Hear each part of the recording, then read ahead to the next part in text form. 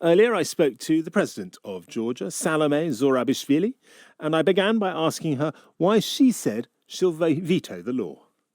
This is a law that is a Russian law, a copy of the Russian law, that really is setting the stage for intimidation, control, and limitations to the non-governmental organizations and the media, especially at a time when we're getting into a period of electoral campaign that would be starting very soon. And they are the main actors of freedom during the elections, freedom of expression, observation of elections, and so on. And the authorities, at a time when we expect to be working towards the last reforms that have to be done in view of the accession negotiations, instead of doing that, are reintroducing the law without any preparation, without any explanation why they do that, which is a provocation to the population that had a sense last year that it had its message clearly understood by the authorities. And it's accompanied by a narrative that is directly inspired from Moscow, that everybody else that has a different opinion, either on the law or in general, is a foreign agent,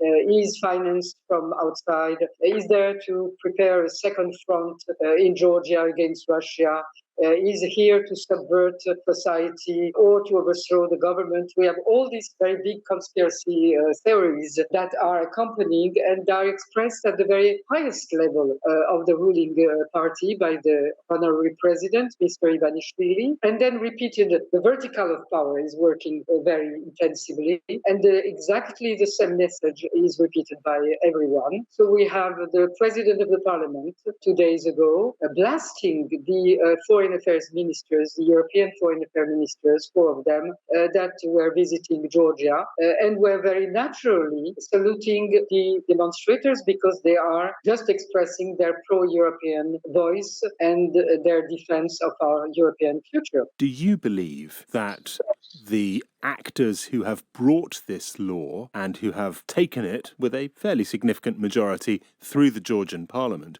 do you believe they are directly under the influence of Russia? Well, that's to say something like that, you will have to have proofs, which clearly you never have in those circumstances.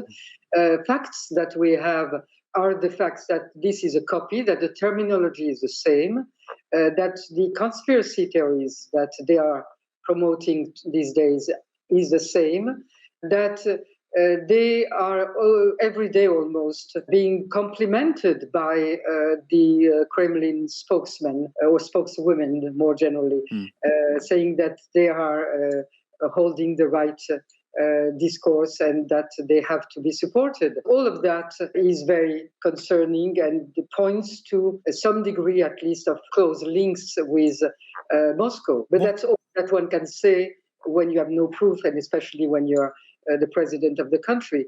What I am directly concerned about is that these authorities, whether it's on their own or with the support or together with Moscow, are trying to put artificial obstacles to our path to the European Union at the time when we have been moving forward with the status of candidate in December and have a chance to move even further forward. What then do you need from the West at this point? We need continued support, attention, support to the population that is fighting for its right to become European, clear criticism of the authorities when they are having an anti-Western, anti-European discourse and ideology, and promise to the population that when they say what they have to say in the next elections in October, which is when they will choose between their European future and another path, that they will be recognized as in a democracy and that the European Union decisions will follow upon what the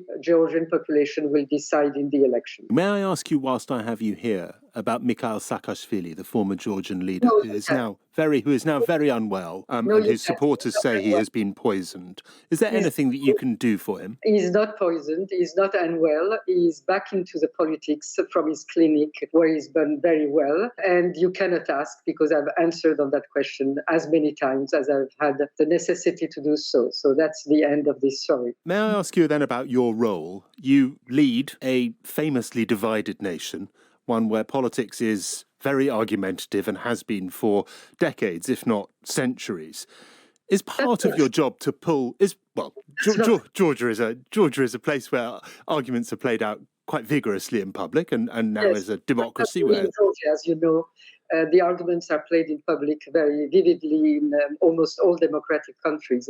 And it's not true that Georgia has been divided for centuries, because if Georgia had been divided, it would not have survived 26 centuries in front of all the imperial powers that the world has known in such a small country and at this very place. I wonder then how you see your role, Madam President, as bringing the country I will together. tell you, Georgia has survived because it was united on one thing, and that was its identity and its independence. And that's what is at stake now. And so Georgia will not be divided on that. And it's not divided on the streets. It's showing its preference very strongly for Europe, because Europe is a guarantee for our independence, the only one and the only perspective. So my role will be to promote this European platform for the next elections. The road is through elections.